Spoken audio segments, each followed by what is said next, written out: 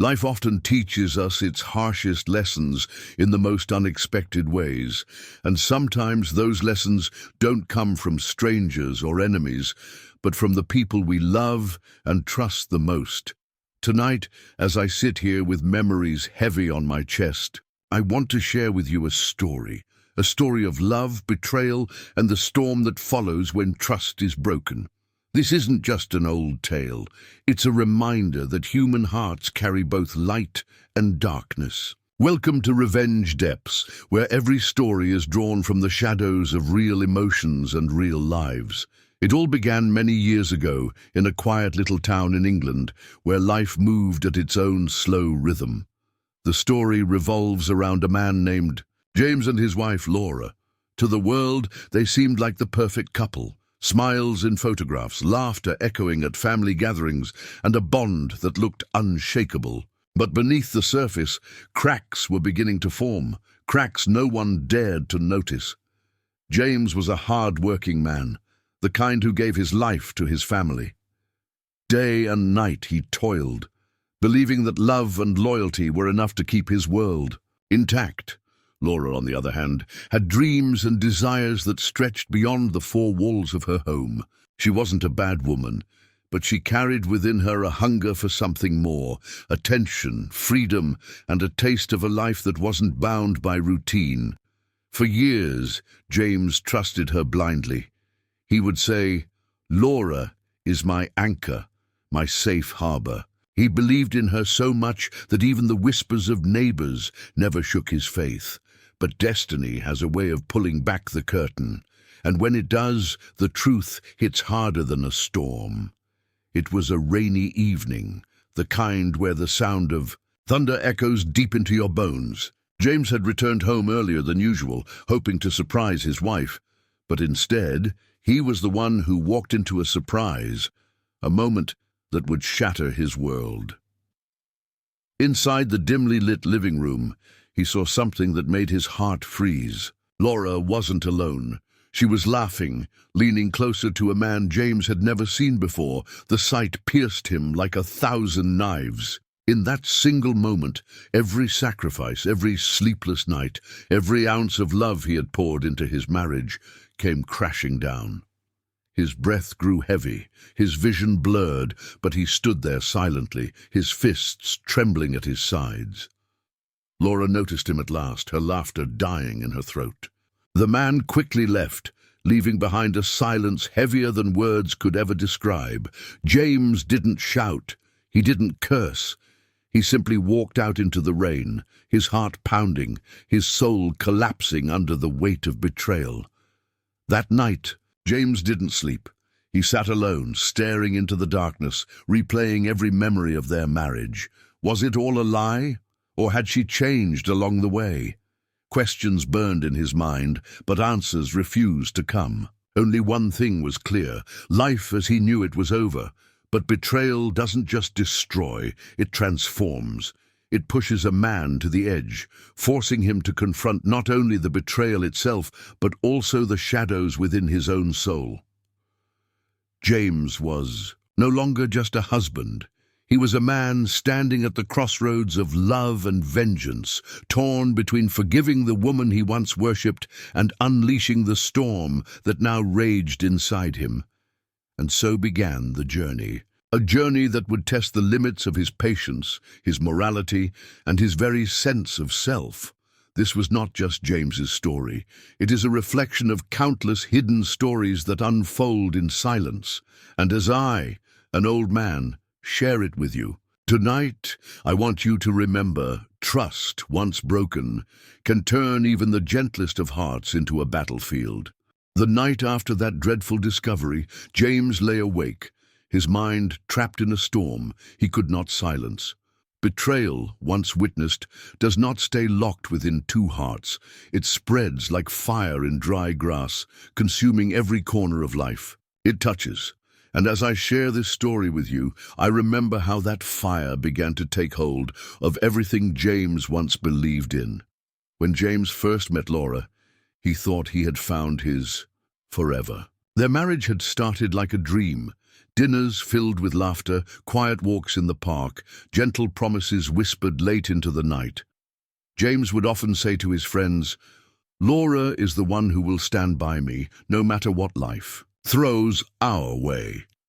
His eyes sparkled with hope, and anyone who looked at him could see the faith of a man who had given his whole heart. But as months passed, that glow began to fade. Laura grew restless. She would come home late, offering vague excuses about extra shifts or urgent deadlines. At first, James dismissed it, convincing himself she was ambitious and simply chasing her goals. "She's working hard for our future," he told himself. But deep down, unease began to gnaw at him. Nights grew longer, the bed colder, and the warmth of their marriage slowly drained away. One evening, James could no longer silence the doubts echoing inside him. He decided to follow her, not out of anger, but because the uncertainty was killing him. His heart pounded with every step, as though each beat was warning him of the storm ahead. What he saw that night confirmed his worst fears. Laura was not at work. She wasn't even with colleagues. She was sitting in a cafe laughing with another man. Her hand rested lightly on his arm, her face glowing with the kind of happiness she hadn't shown James in months. For James, it was like watching his entire world collapse in slow motion. When he returned home, his face was pale, his soul hollowed out. He didn't scream, he didn't cry. He simply sat in silence, staring into nothingness, as though trying to make sense of a universe that no longer had order. I imagine his thoughts were heavy with the same question every betrayed heart asks. How do you fight for someone who has already chosen to belong to another? The days that followed were unbearable. Laura came home as though nothing had happened, moving through their house with the same practiced ease. James, however, was torn apart inside. Should he confront her and destroy what remained of their marriage? Or should he remain silent, protecting the illusion while his own heart withered away? He once told a friend, "If I speak, I will destroy everything, but if I stay quiet, I will destroy myself." That is the cruel paradox of betrayal. It forces you to choose between two forms of ruin. And so James waited. He watched her smiles, her casual conversations, her carefully chosen words, but none of it felt real anymore. Every laugh sounded hollow. Every "I love you" tasted like a lie. And yet, despite it all, he still loved her. That was his greatest weakness, and perhaps in time it would become his greatest strength. Because betrayal, you see, is never truly the end of a story. More often, it is only the beginning. The days that followed were heavier than storms. James would wake up, go through his routine, and sit at the breakfast table across from Laura, pretending not to notice the faint perfume of another man lingering on her. He kept quiet, but silence is often louder than words, and his silence was breaking him from within. One evening, James came to me again.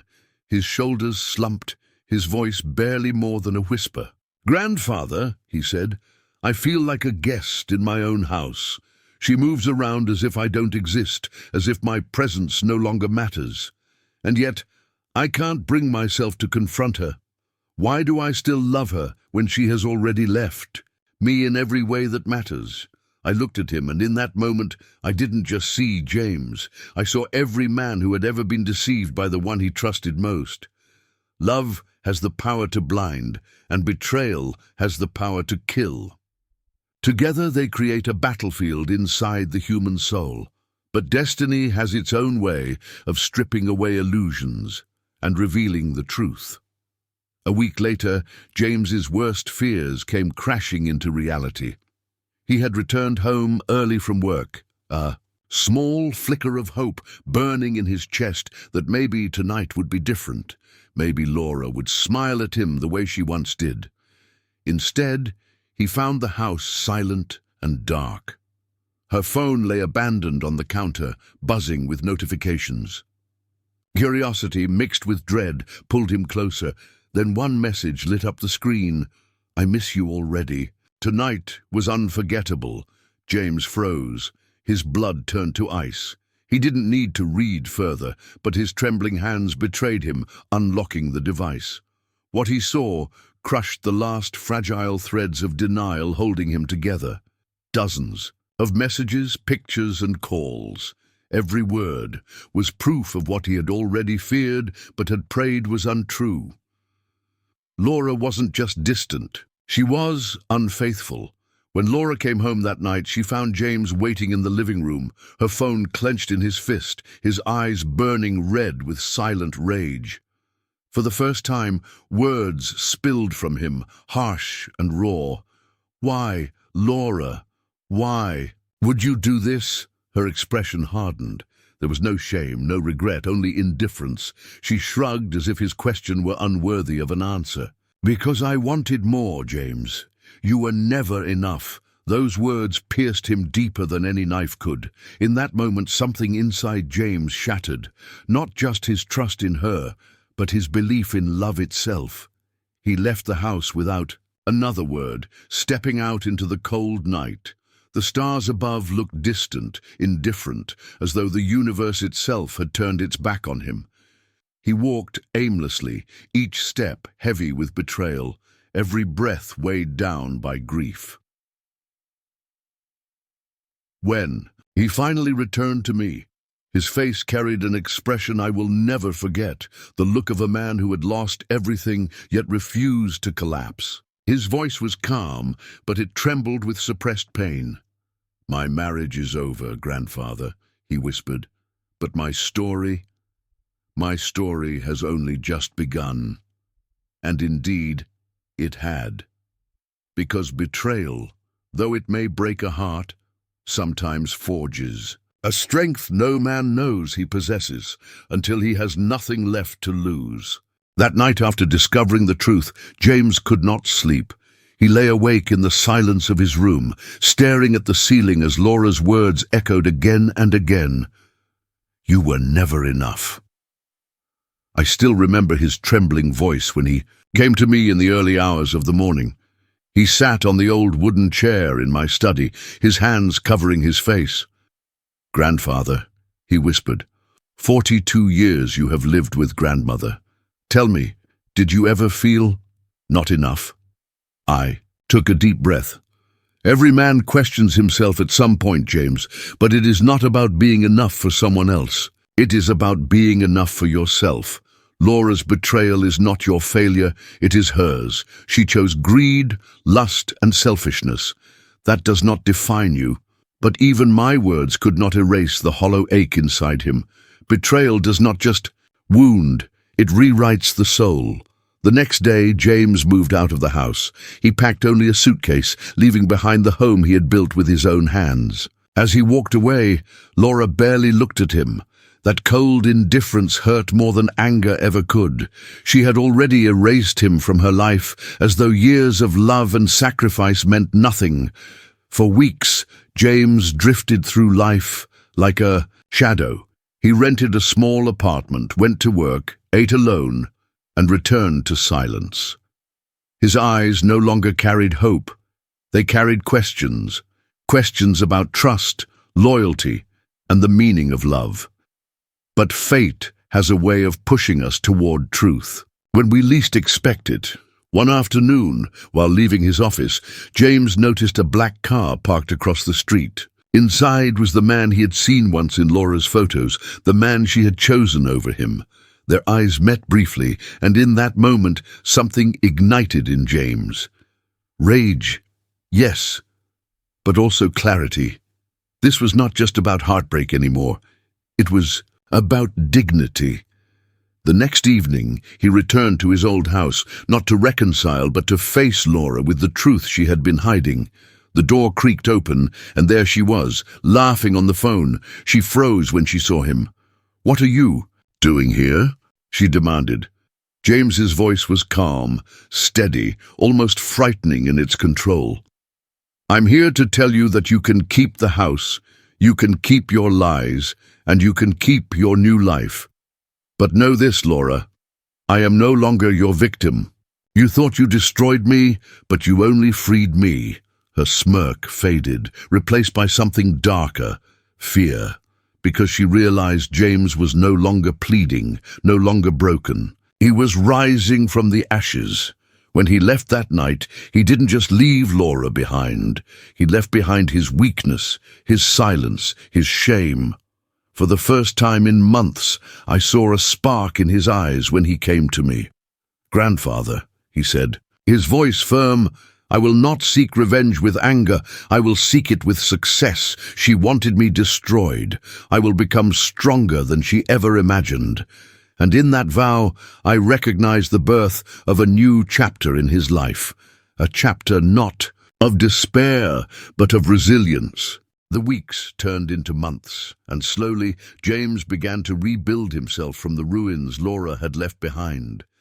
Yet healing is never a straight line.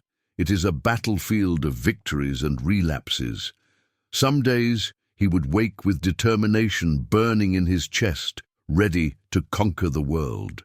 Other nights he would lie in bed staring at the ceiling, replaying Laura's words, "You were never enough," as if they were carved into his very soul. I watched him fight this invisible war within himself, and though his wounds were deep, there was something unbreakable in James, something even betrayal could not kill. One evening James returned to my study, his expression different this time. Not the face of a broken man, but of a man searching for a new purpose. "Grandfather," he said quietly, "I don't want to be defined by her betrayal. I want to become more than what she tried to make me believe.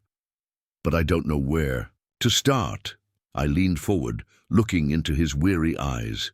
"James, strength is not something you wait for. It is something you build. If you want to rise, begin by rebuilding yourself. Invest in your mind, your body, and your soul. Laura may have stolen your trust, but she cannot steal your future unless you let her." Those words seemed to spark something inside him. From that night, James began a new routine. He started waking up early, jogging through the quiet streets before dawn. He read books on resilience, philosophy, and self-mastery. At first it was hard. The shadows of his past still haunted him, but little by little, discipline became his new companion. And then came the turning point. At his workplace, James was often overlooked, seen as quiet and unassuming. But one day, during a major meeting, he spoke with a confidence no one had ever heard from him before. He presented bold ideas, solutions that stunned even the most senior executives. The same colleagues who once ignored him now leaned in to listen. The same managers who overlooked him began to see his worth. When he came to me that evening, his eyes carried a light I had not seen in months. "Grandfather," he said, a faint smile on his lips, "today I felt alive again. I felt like myself. Not the man Laura left behind, but the man I was meant to become." But fate is never without tests. One night, weeks later, James received a message he had not expected. It was from Laura. The words were simple, yet heavy with meaning. "We need to talk." He showed me the message, his hands trembling slightly. "Why now?" he whispered. "Why, after everything, does she want to talk?" I looked at him carefully. "Because she sees the change in you, James. She thought she had broken you forever, but now she fears the strength you are becoming. Remember this, when those who betrayed you try to return, it is not out of love. It is out of fear that they lost control." James stayed quiet, staring at the message. For the first time, he wasn't shaken. Instead, he laughed softly, a sound mixed with pain and freedom. "She doesn't get to have power over me anymore." The next morning, he blocked her number. No explanation, no closure, no goodbye. That silence was louder than any response he could have given. In that moment, I realized James had taken his first true step toward freedom. He was no longer chained to Laura's betrayal, nor to the memory of being not enough. He was writing his own story now. But destiny was not finished with him yet. Because sometimes, when a man finds new strength, life tests just how strong he has truly become. And James's greatest test was still waiting, just around the corner. Strength has a strange way of showing itself. It does not arrive like lightning, sudden and loud. Instead, it grows slowly, quietly, like the dawn after a long night. For James, that dawn had begun, but every sunrise brings new challenges. Weeks after he blocked Laura, James's life began to take on a new rhythm. Work was improving, his colleagues respected him more, and he carried himself with a confidence that surprised even those closest to him. Yet deep inside, there was still an emptiness. You see, betrayal leaves scars that success alone cannot erase. One evening, James confessed to me as we sat by the fireplace. His voice was calm, but his eyes betrayed his pain. "Grandfather, I'm stronger, yes, but sometimes when I'm alone, I wonder, will I ever trust again? Will I ever be able to give my heart without fear?" I nodded slowly, choosing my words with care. "James, scars do not mean you are broken. They mean you have survived. Trust will return, but only when you no longer look for it in the wrong place. Don't seek another Laura. Seek truth. Seek kindness. The right heart will never make you feel like you are not enough." He fell silent, as though my words had touched something deep within him. A few weeks later, fate tested him once. Again, at a conference organized by his company, James was asked to give a presentation. He stood before a large audience, confident and poised, speaking with clarity that silenced the room. When the session ended, people gathered to congratulate him. Among them was a woman he had never met before, Emily.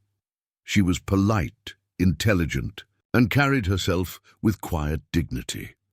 Unlike Laura, there was no arrogance in her smile. She complimented his presentation, and soon they found themselves in conversation. For the first time in months, I saw James's eyes light up, not with longing, but with genuine curiosity.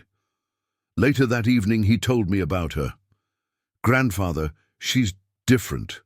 She listened, really listened. No games, no pretenses, just honesty. I smiled, but cautioned him gently. "Be careful, James. Your heart is still healing. Don't rush into something new simply to cover old wounds. Let time prove her character." And James agreed. He wasn't looking for love. He was looking for peace. And strangely enough, Emily didn't disturb that peace. She added to it. But just as life was beginning to feel normal again, Laura returned, not in person, but in whispers. Friends began telling James that Laura was spreading lies about him, painting herself as the victim of their broken marriage. She told people he had abandoned her, that he had been cold and unloving, that she was the one betrayed. When James heard this, his fists clenched in anger.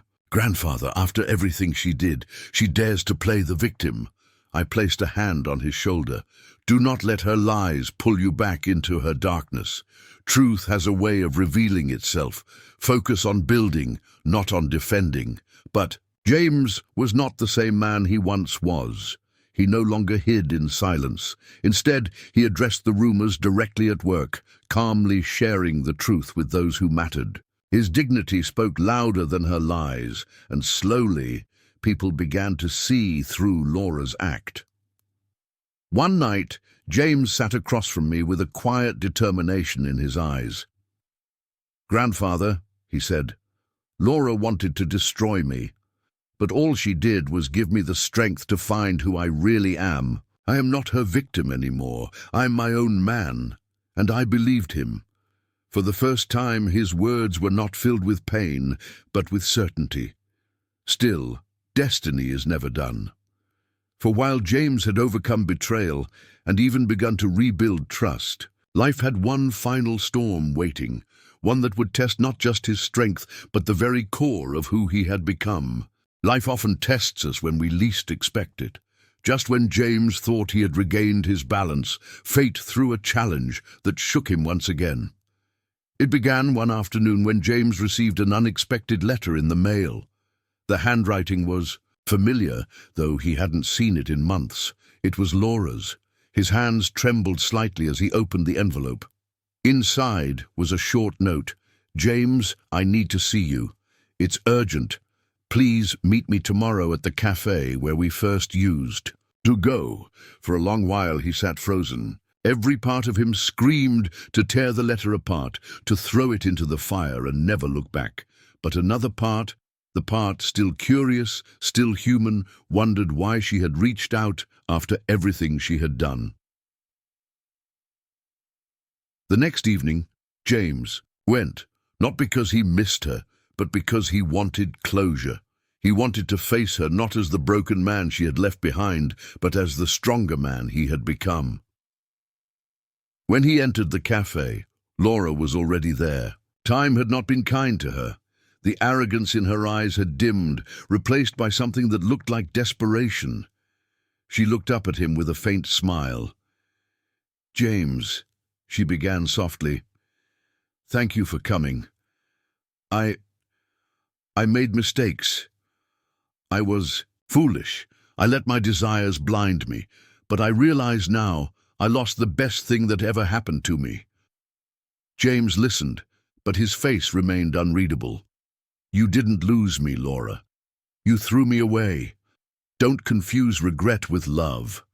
Her eyes glistened, and for the first time she looked vulnerable. "Please, James, I just want another chance. I can change. We can fix this." He shook his head slowly. "No, Laura, some things cannot be fixed. Trust, once broken, is like glass. You can glue it together, but the cracks will always remain. And I will never live my life staring at those cracks." But then Laura revealed something that stunned him. She leaned closer and whispered, "James, I'm pregnant." The words hit him like thunder. For a moment the world went silent. He searched her eyes, trying to find truth in them. But her gaze wavered. "Is it mine?" he asked coldly. Laura hesitated. That hesitation was all the answer he needed. His chest tightened, rage and sorrow colliding inside him. "You expect me to believe you after everything? You come here, not to seek forgiveness, but to drag me back into your chaos. I will not be part of your lies anymore." Laura's face hardened, her vulnerability vanishing in an instant. "If you won't help me, James, I'll make sure everyone believes you abandoned me while I carried your child. People will hate you, your precious reputation will burn." James stood up, his voice steady and sharp. "Go ahead, Laura, spread your poison. But remember this, truth is patient. Lies burn quickly, but they never last. I am no longer afraid of you." With that he walked out, leaving Laura behind in her storm of deceit. The cold evening air hit his face, but instead of weakness, he felt power. For the first time, he realized that true strength was not in fighting battles with anger, but in refusing to be chained by someone else's darkness. That night, James came to me. His face was pale, but his eyes burned with determination. "Grandfather," he said, "she will try to destroy me again. But this time I won't hide, I won't break. I'll face whatever comes with my head held high." I nodded, placing my hand over his. "You have already won, James. Victory is not about defeating others. It's about defeating the fear inside yourself, and you have done that." But even as we spoke, I knew Laura was not finished. Her desperation, her bitterness, it would not fade quietly. Another storm was on the horizon. And James, though stronger than ever, was about to face the darkest trial of his life. Storms don't always come with thunder and rain. Sometimes they arrive quietly, through whispers, rumors, and lies. And that is exactly how Laura struck back. Days after their meeting at the cafe, ugly rumors began to spread in town. People whispered behind James's back, some even crossing the street to avoid him. At the office, colleagues looked at him with pity, while others smirked as though they knew some terrible secret. One afternoon, his manager called him into the office. "James," he said carefully, "there's talk going around about you abandoning Laura while she's pregnant. I don't want to believe gossip, but the company's reputation is at stake. You need to clear this up." James clenched his jaw. It was just as he had feared. Laura was poisoning his name. He left the office with heavy steps, the weight of shame pressing down on him, even though he was innocent. That night, he came to me again. His voice carried both anger and exhaustion. "Grandfather, she's trying to destroy me. Every sacrifice I made, every ounce of dignity, I feel it slipping away because of her lies. What should I do? If I fight back, people will say I'm cruel. If I stay silent, they'll believe her." I looked into his eyes and spoke with the firmness of age. "James, silence is noble when it protects peace, but silence against injustice is surrender. If she uses lies as her weapon, you must use truth as your shield. Do not fight her with anger. Fight her with clarity, with proof, with dignity."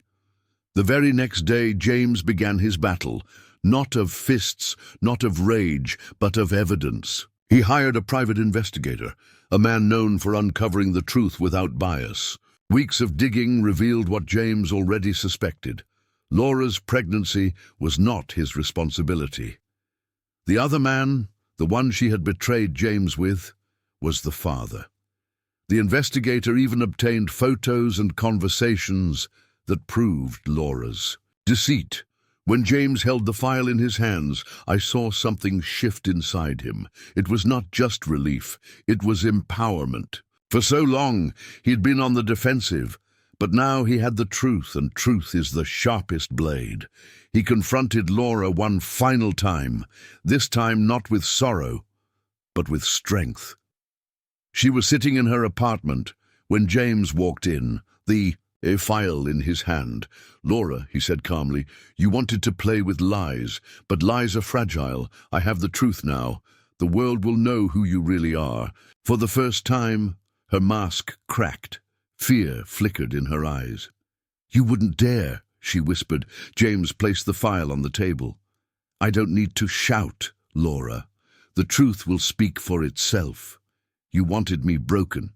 Instead, you've made me unshakable. You wanted me forgotten. Instead, you've written my story, a story of survival." Laura's face twisted with rage, but she knew the fight was over. Her power had always come from secrecy, from the shadows.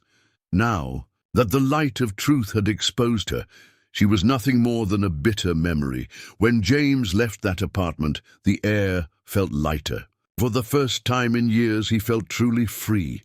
The chains of betrayal had fallen. The rumors, the pain, the shame, they no longer held him. He had faced his darkest storm and walked through it with his dignity intact. That evening, as he sat with me on the porch, watching the sun dip below the horizon, he spoke quietly. "Grandfather, I thought revenge was about hurting those who hurt you. But now I understand. It's about living so strongly, so truthfully, that their lies can never touch you again." I smiled, placing my hand on his shoulder. "Yes, James, that is true victory. Not destroying your enemy, but rising so high that their hatred cannot reach you."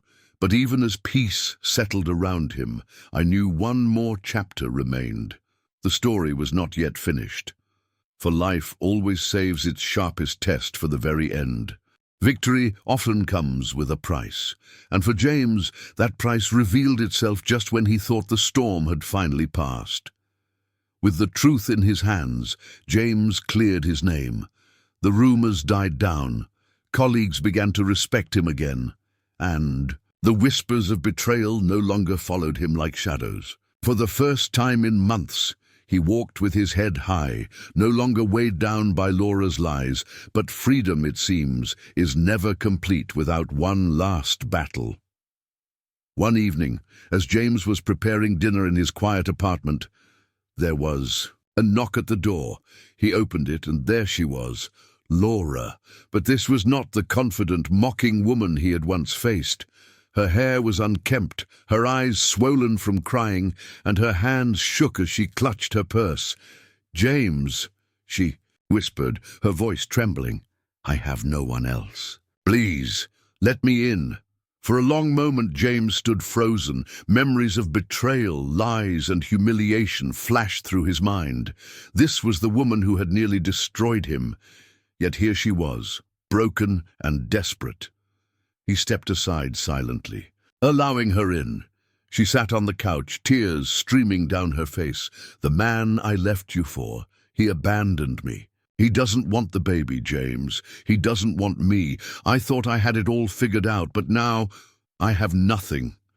Her words hung in the air, heavy and suffocating. James's fists tightened. A part of him wanted to laugh, to remind her of the pain she had caused him, to throw her out and watch her suffer as he once did. But another part of him, the part that had endured, survived, and grown, remained still. "Laura," he said finally, his voice calm but firm, "you made your choices. You betrayed not only me, but yourself. And now you want me to carry the weight of your mistakes, but I am done carrying what isn't mine." She reached for his hand, desperation in her eyes. "Please, James, forgive me. I'll make it right. Just don't leave me alone like this." James pulled his hand away. "Forgiveness is not something I owe you. You destroyed the life we built together, and you showed no regret until your new life collapsed. What you're asking for isn't forgiveness, it's escape, and I won't be your escape." Her sobs grew louder, filling the room with the sound of despair. But James did not waver. He had learned the hardest lesson of all, that sometimes the greatest act of strength is walking away, even when your heart is tempted to look back. As she left his apartment that night, her cries echoing down the hallway, James felt an unfamiliar peace settle over him.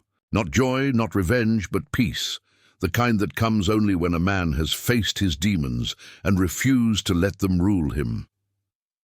Later, as he sat with me under the dim glow of the porch light, he spoke softly.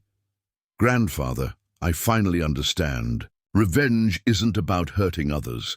It's about reclaiming yourself. Tonight, I let go of Laura, not with anger, not with hate, but with the strength to say no. And I feel free." I nodded slowly, my old heart swelling with pride. "Yes, James, you have walked through fire, and instead of burning, you have become stronger. That is the true end of betrayal. It doesn't destroy you, it transforms you." The night grew quiet again, but in that silence there was no sorrow, only the calm after the storm. The days after Laura's final visit were strangely quiet for James. For the first time in years, his life was free from lies, free from the poison of betrayal, and free from the weight of unanswered questions. Every morning he woke with a sense of purpose, no longer haunted by the past. He poured himself into his work, his friendships, and most importantly, into rebuilding his own identity. Slowly, the man who had once been shattered began to shine again, stronger, wiser, and untouchable. But healing is not about erasing the scars. It is about carrying them with pride, as proof that you have survived. James carried his scars not as reminders of pain, but as symbols of strength. One evening, as he and I sat together on the porch, he turned to me with a thoughtful smile. "Grandfather," he said, "I used to think betrayal had destroyed me, but now I realize it rebuilt me. Laura thought she ended my story, but in truth, she only began a new chapter. And this chapter is mine alone." I placed my hand on his shoulder, my heart swelling with pride. "Yes, James, that is the greatest revenge of all. Not hatred, not destruction, but living well, stronger than before." The sun dipped behind the horizon, painting the sky in shades of gold and crimson. And in that silence, I knew James had finally found peace. And so, my dear listeners, James's journey teaches us a truth that echoes across every broken heart. Betrayal may wound you, but it can never define you, unless you let it. Real revenge is not in destroying others, but in rebuilding yourself, stronger, wiser, and untouchable. If this story touched your heart, share your thoughts in the comments. I would love to hear your reflections. And for more stories drawn from the shadows of real lives and real emotions, don't forget to subscribe to Revenge Depths, because here, every ending is not just a conclusion, it's a lesson. And every lesson, a reminder that even in the darkest depths, strength can rise.